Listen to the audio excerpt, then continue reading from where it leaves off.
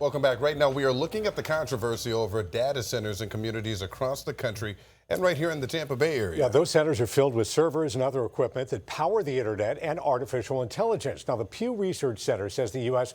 already has 3,000 of them, and there are plans to build 1,500 more. But there have been protests in some areas because these facilities use a lot of water and a lot of power. Jolene Kent has the story. Nationwide, there's a growing backlash to data centers, those sprawling warehouse-like buildings housing computers and servers that power AI and the internet. And now some government leaders say they're taking action. Today, I'm stepping up to establish clear guardrails for data centers in New Jersey. In New Jersey on Wednesday, Governor Mikey Sherrill introduced a new plan that would require data centers to, quote, pay their own way, to contract directly with power generators and shell out for their own grid upgrades. In Pennsylvania, Governor Josh Shapiro announced similar new standards. Meantime, last week, New York Congresswoman Alexandria Ocasio-Cortez called out water quality problems in Georgia.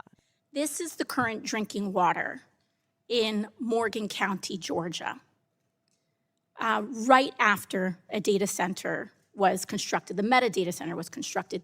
Meta says in part that an independent study found that our data center operations and construction had no impact on the resident.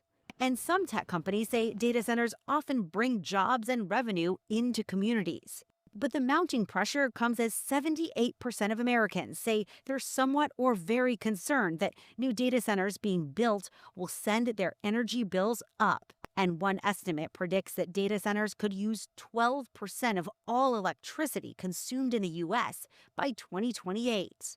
The real question always comes down, why is it their communities that might have to take on the lion's share of the negatives or the costs with that? And those Chris costs. Borick of Muhlenberg College calls it a rare national issue that's brought together Democrats and Republicans. If you go to these local meetings, you'll see individuals that might describe themselves as MAGA in the same partnership, if you will, with people that are very progressive in their politics. And that's forcing the hand of elected officials. Jolene Kent, CBS News.